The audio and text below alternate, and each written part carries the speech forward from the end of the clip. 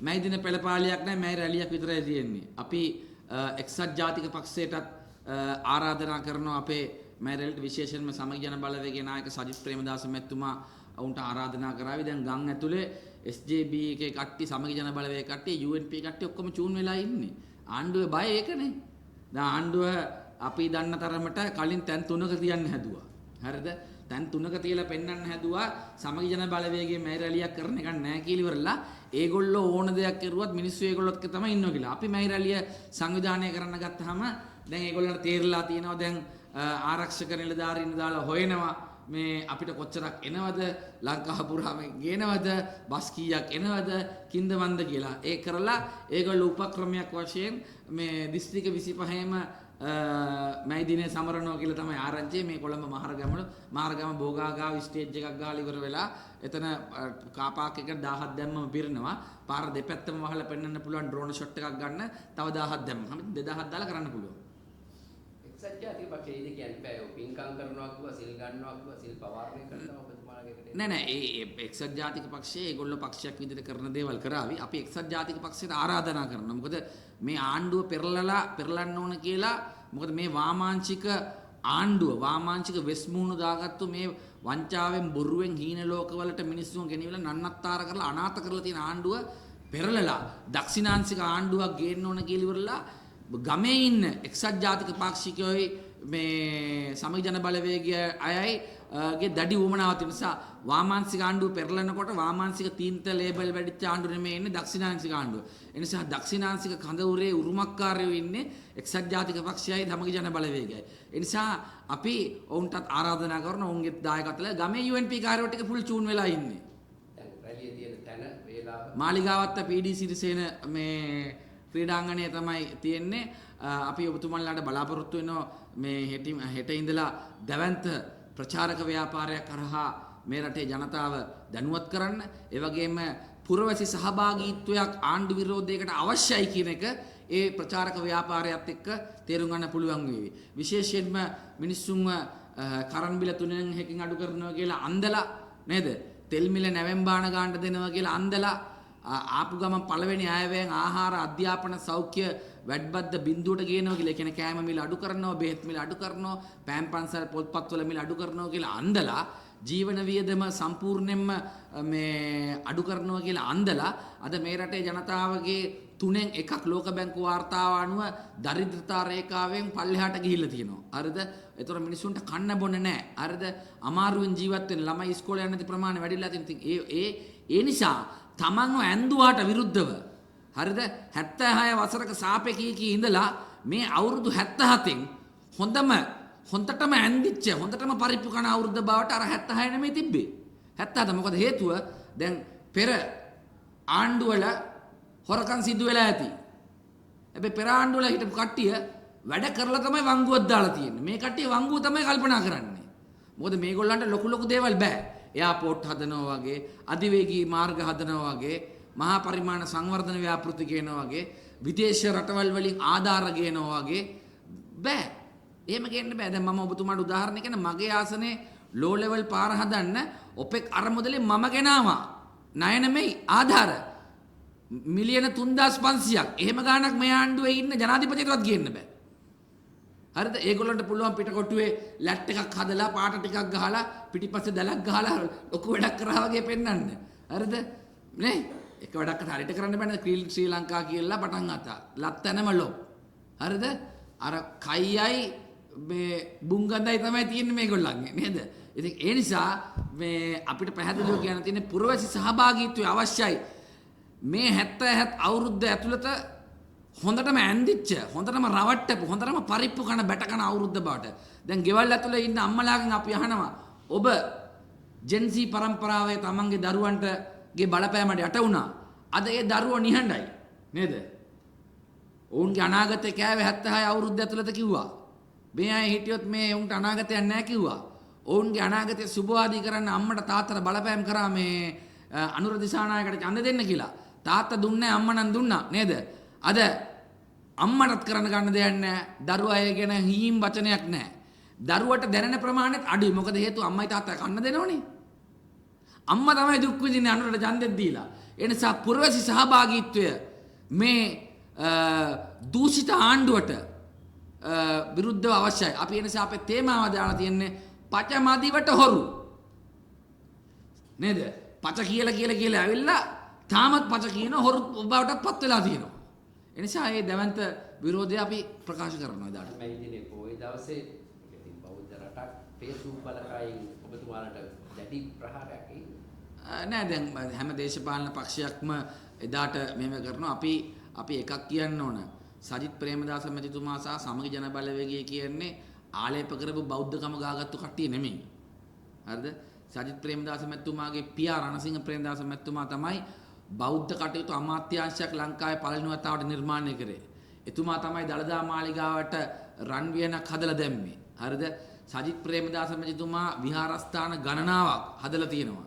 දාම් පාසල් ගොඩනැගිලි ගණනාවක් හදලා තියෙනවා. එතන සැබෑ බෞද්ධයෙක්. ඒ වගේම අපි පැහැදිලිව මේ රටේ බෞද්ධ ආගමට ලබා දිය යුතු ප්‍රමුඛතාවය තදබල ලෙස විශ්වාස කරන පක්ෂයක්. ඒ වගේම අනෙකුත් ආගම් වලට ලැබිය යුතු නිසිතනත් ලබා දිය යුතුයි කියලා විශ්වාස කරන පක්ෂය. නිසා දේශපාලනයේට බොරුවට බෞද්ධකම ගාව ගන්න පුද්ගලයෙක් තිබේ සජිත් ප්‍රේමදාස මැතිතුමා. දැන් මම කියන්නකො මම පන්සල් කොච්චරකට උදව් කරලා තියෙනවද?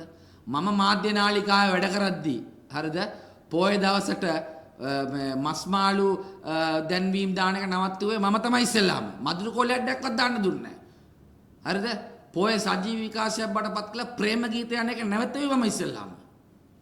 හරිද? අපි එහෙම පසුබිමක් තියෙන මිනිස්සු. හරිද? ඒ නිසා අපි කම්කරුවාගේ දිනේදී කම්කරුවාට ප්‍රමුඛතාවය දෙන්න රැස්වීම කරනවා. ඒ වගේම පොය දවසට තියෙන ගරුත්වය නිසා මේ පෙළපාලේ නවත්තලා අනෙක් රැඟුම් ගැයුම් වැයුම් ඔක්කොම නතර කරනවා. දැන් ඔබතුමා කිව්වා මේ සමගි ජන බලවේගයේ කවුරුත් සම්බන්ධ නැහැ කියලා වෙරලා මේ හිටපු මේ බලශක්ති එමතිවරුන්ට මට මතක් වුණා චන්දිම විරක්කොඩි මහත්තයා එක්සත් ජාතික පක්ෂයේ ආණ්ඩුවේ යහපාලන ආණ්ඩුව කාලේ බලශක්ති එමති දෙක නෑ එතුමා හිටියේ මේකේ මේ තෙල් කනිජ තෙල් එමති. බලශක්ති එමති නෑ. එතකොට ගල්ලංගුරු එමති නෙවෙයි නෑ. හරිද? නෑ අපි හිතමුකෝ සමගි ජන බලවේගයේ ඉන්න ඇමතිවරයෙක් හොරකම් කරලා තියෙනවා නම් අනිවාර්යෙන් දඬුවම් දෙන්න ඕනේ. මේ අපේ එක්කෙනා කිලිවරලා බේර ගන්න ඕනේ. හරිද? ඒ නිසා කොමිසම දාපේ කොහොනේ කාගෙත් කිල්ලෝට වල තියෙන කුණු එළියට එන්න ඕන. හැබැයි ජයකොඩිකින් පටන් අරගෙන තමයි අනිත් අයට යන්න ඕන. සාමාන්‍ය යකේ ඉඳපඩාල උඩට යන්න ඕන. නෑ. මේ ආසන්න එකේ ඉඳලා පල්ලෙහාට යන්නේ. ආසන්න එකේ ඉඳලා පල්ලෙහාට යන්නේ. ඔබතුමා ක්‍රිකට් ක්ලාස් එකේ කිව්වා ආරංචි හැටියට ඔබතුමාගේ එරාමික කරත්වා තමයි දානගන්නේ ක්‍රිකට් ක්ලාස් ප්‍රධානිය. මම දන්නේ මේ මම දැක්ක මාධ්‍ය දාලා තිනවා දැන් ඔය සමහර මාධ්‍ය තින් ප්ලාන්ට් නිවුස් උත් තියෙනවනේ. ඉතින් ඒක ප්ලාන්ට් එකක්ද ඇත්ත එකක්ද කියලා දන්න තුමට උත්තර දෙන්න බෑ. කියන්නේ ඔබතුමා ක්‍රිකට් පාර්ලිමේන්තු සභාපතිද?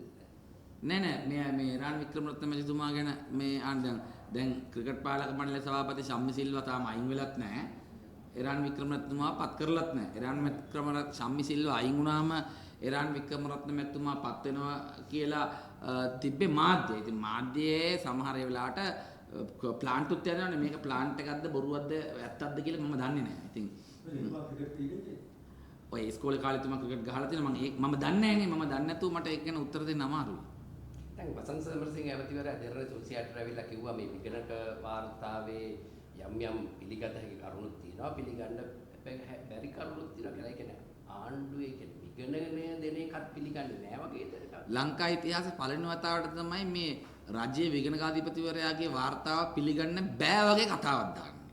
බෑ වගේ කතාවක්. බෑ කියලා කෙලින් කියන්නෙත් නෑ හොඳේ.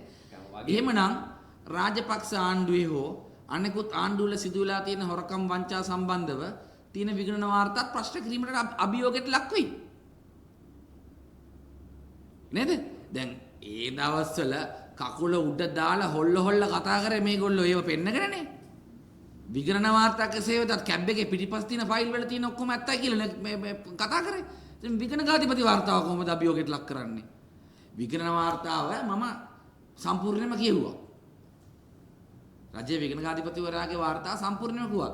කිසිසේත්ම ඒ විගණන වාර්තාව වැරදි නෑ. යම් ඇත්තම කතාව විගණන වාර්තාවේ අඩුපාඩුවක් තියෙනවා. ගණනය කරලා තියෙන පාඩුව දැන් ඉස්සරහට විදුලිය මිලදී ගැනීමත් එක්ක වැඩි වෙනවනේ. ඒක සඳහන් වෙලා නැහැ. තේරෙනවද? දැන් තෙල් මිල වැඩි වුණායින් පස්සේ තෙල් වලින් සහ ෆර්නස් ඔයිල් ඩීසල් සහ ෆර්නස් ඔයිල් නිෂ්පාදනය කරන විදුලිය මිලදී ගන්න විශාල මුදලක් ගෙවන්න වෙනවනේ. ඒතකොට විගණන වාර්තාව ඒ දවසේ නිකුත් කරපු නිසා අනාගතයේදී එන පාඩුව ඒක ගණනය කරලා නැහැ. ඒවත් අහම ඉතින් හොම්බෙන් තමයි යන්න වෙන්නේ. තව කවුද කිව්වා මේ අර ජල විදුලිය නිපදවන්න හින්දා ගොවීන්ට වතුරක් අතෝ ගියා. ඒක එතනත් පාඩුවක් වෙනවා. නෑ දැන් ඒක මේ ආණ්ඩුවට දෝෂාරෝපණය කරන්න මම සූදානම් නෑ. නිකන් බොරුවට දෝෂාරෝපණය කරන්න බෑ. ඒ කියන්නේ වගාවල් වලට වතුර දෙන්නත් ඕන, විදුලි බලයට වතුර දෙන්නත් ඕන. වගාවද විදුලි බලයද කියලා දෙකෙන් එකක් තෝරගන්න ඕන තැනකට මේක එන්න ඕනේ නෑ. හරිද? ඔබතුමා මේ ප්‍රශ්නේ මගෙන් අහුවට මට උත්තර දෙන්නත් බෑ. හරිද? මොකද වගාවත් ඕන විදුලියත් ඕන දෙකම ඕන. දැන් ඊයේ අලුත් ඇමතිවරයා වැඩ බාර ගත්තා. ඒ වැඩ බාර ගන්න අවස්ථාවට පරණ ඇමතිවරයාත් ඇවිල්ලා හිටියා. දැන් එතුමා නම් කිව්වේ මේවා කවදා හරි එළිවේ සත්‍ය එළිවේ මේ එහෙම. මොකද්ද? මේකක් වෙලා නැහැ. කවුද කිව්වේ? කුමාර ජයකොඩි ඇමතිවරයා ඇවිල්ලා හිටියේ. එළි වෙච්ච හින්දානේ යාට ඇමතිකමෙන් අයින් වුණේ. එළි වුණේ නැත්නම් ඇමතිකම ඉන්න තිබ්බනේ. නෑ උනට තාම මොනවද? අස්පනා පිට ඔප්පු වෙලා නැති තියන්නේ.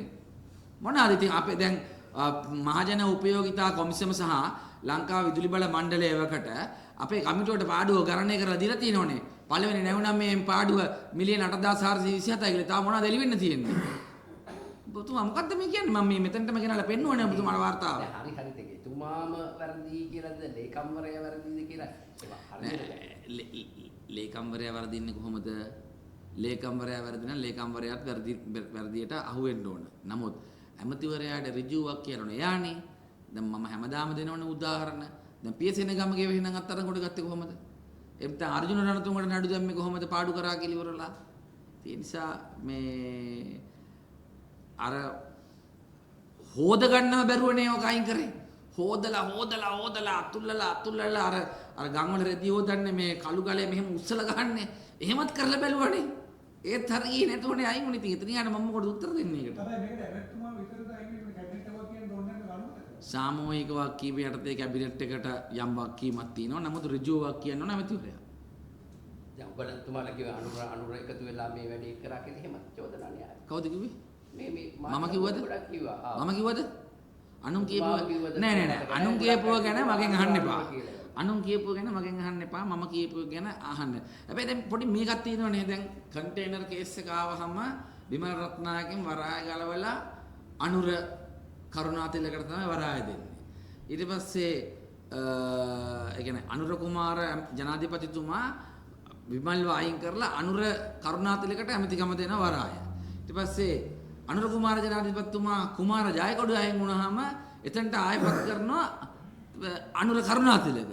මේ නිකන් මේ අර ඉස්කෝලේ 7-8 පන්ති ගණන් කරන ශ්‍රේණි තියෙන්නේ. ඒ වගේ එකක් නෙමේ යන්නේ මොකක්ද තියෙනවා මම දන්නේ නැහැ. මට මේ නිකන් මේ කැල්කිලා ඉන්නේ එතෙන්ටද? මට දන්නේ නැහැ. හිතෙච්ච දේ මම කිව්වේ. දැන් ඉස්සලා කුමාර චෝදනාව දැන් අනුර චෝදනා ඊද දැන් ඔය ඒව දන්නේ අපිට කියන්න බෑනේ. ඒ දන්නේ නැතුව බොරුවට චෝදනා කරන්න බෑනේ.